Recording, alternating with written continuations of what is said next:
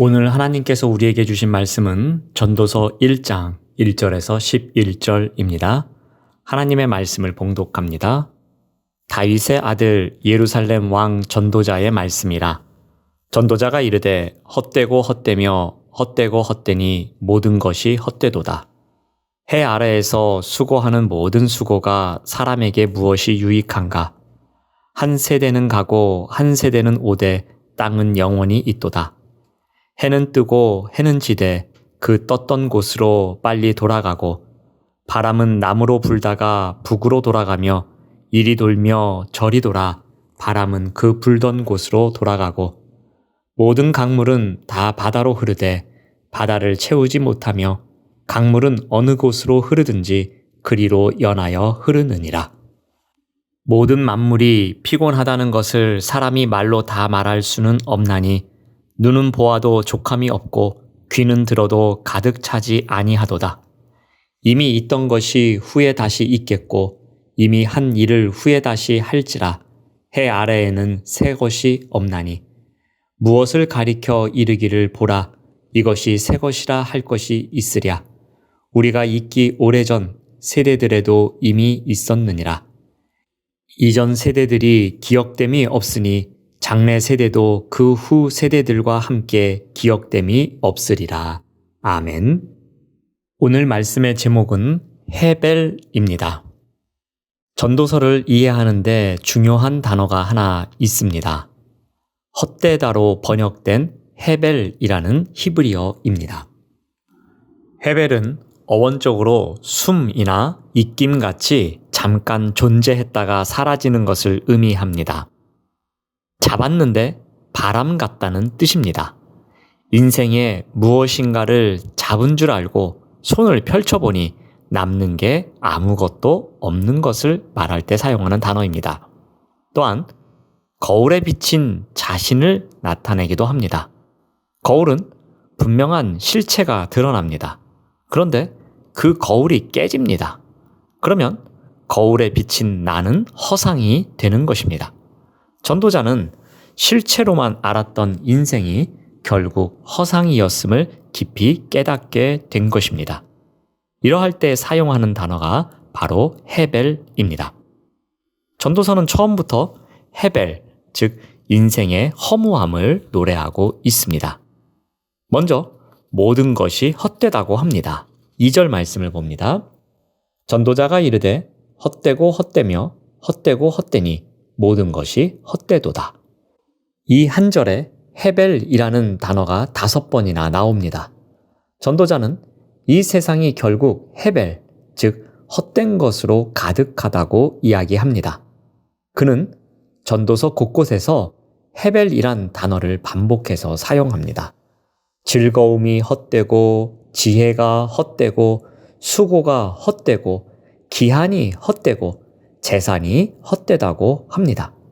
결국 전도서는 허무로 가득한 인간의 삶에 대해서 이야기하고 있습니다. 그리고 전도서 마지막 장에 가서야 비로소 그는 이 세상에서 유일하게 헛되지 않은 단 한 가지를 이야기해 줍니다. 전도자가 헛되다고 하는 말은 염세주의적인 태도로 이 세상은 허무와 절망뿐이니 살 가치가 없다고 말하는 것이 아니라 인간이 이 세상에서 중요하다고 생각하는 것들이 사실은 헤벨이라고 가르쳐주는 것입니다.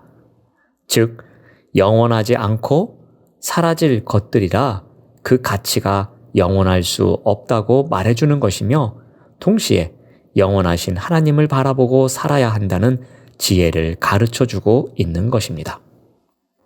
우리 내면에 자리하고 있는 공허를 채우려 다양한 것들을 시도해 봅니다. 하지만 그 무엇도 참된 행복을 가져다 주지 못합니다.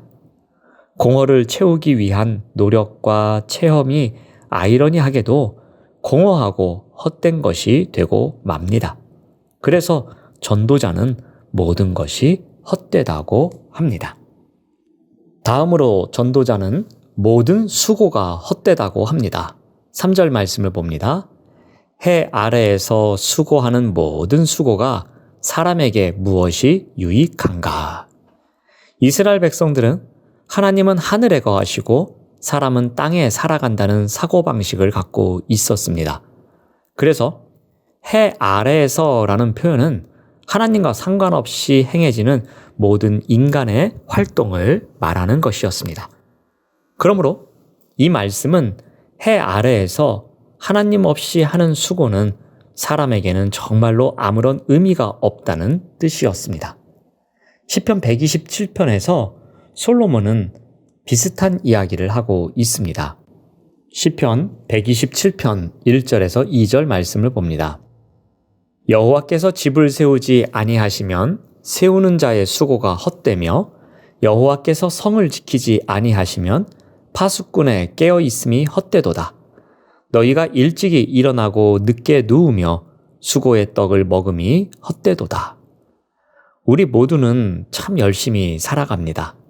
이른 아침 시각부터 늦은 시각까지 일을 해야 하는 사람들도 많이 있습니다.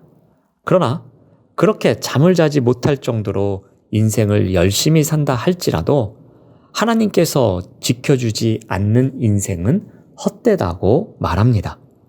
하나님 없이 살아가는 해 아래에서의 모든 수고는 그저 짧은 순간 있다가 사라지는 해벨입니다.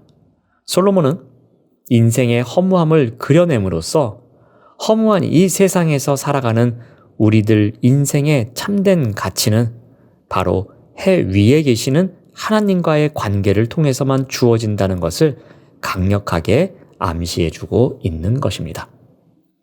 세 번째로 전도자는 반복되는 것이 헛되다고 말합니다. 전도자는 이제 자연 현상에 관한 이야기를 합니다. 태양이 새벽에 떠오르는 모습이 굉장히 웅장한 것 같아도 이내 저녁이 되면 반대편으로 사라집니다.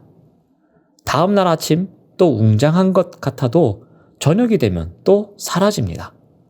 매일 똑같은 일이 반복되고 있으니 그것이 헛되게 여겨진다는 것입니다.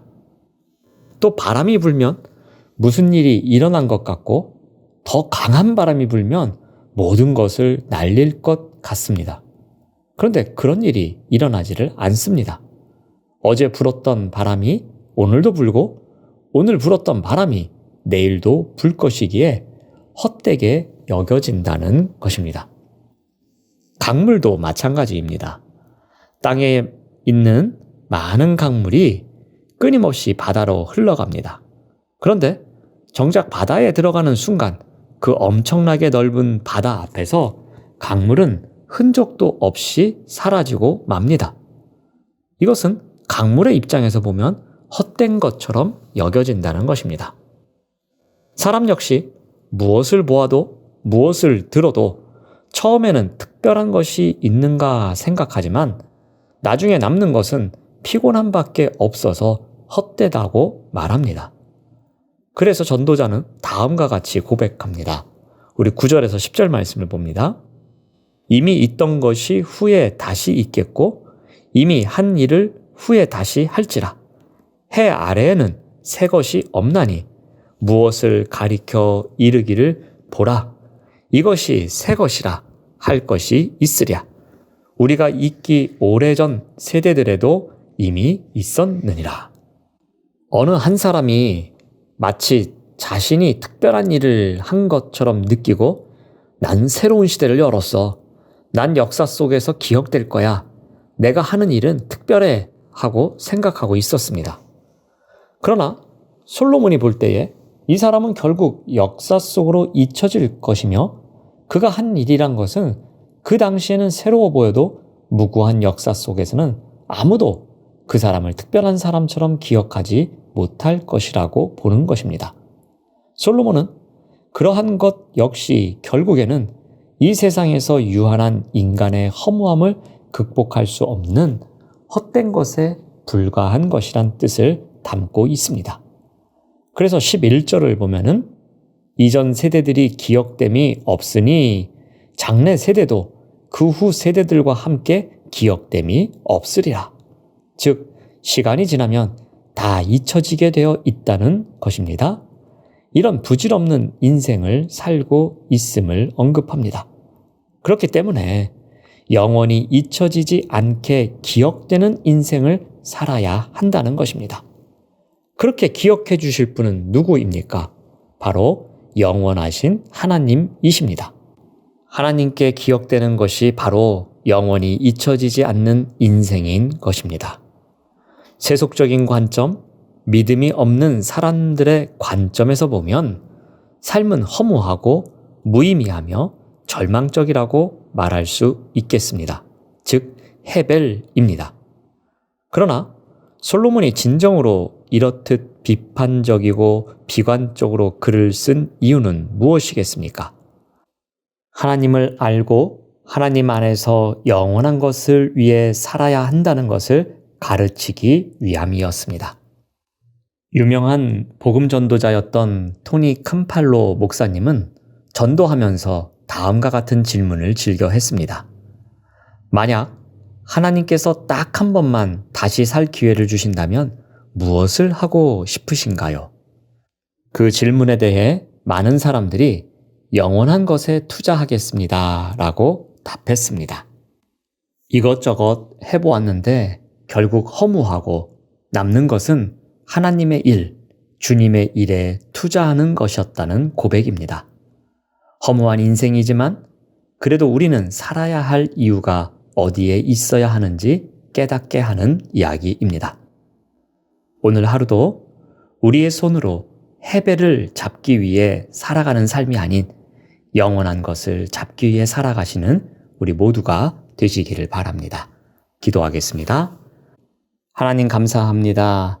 하나님을 알고 하나님 안에서 영원한 것을 위해 살아가는 우리 모두가 될 수 있도록 인도하여 주시옵소서. 예수님의 이름으로 기도드립니다. 아멘.